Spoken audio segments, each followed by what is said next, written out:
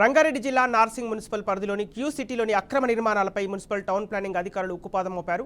111 GO పరిధిలో భారీగా అక్రమ నిర్మాణాలు కట్టడంతో భారీ పోలీస్ బందోబస్తు మధ్య కూల్చివేతలు చేపట్టారు. ఈ కూల్చివేతలతో Narsingi municipal town planning TPO Maniharika, DCC Sridhar Goud సిబ్బంది పాల్గొన్నారు.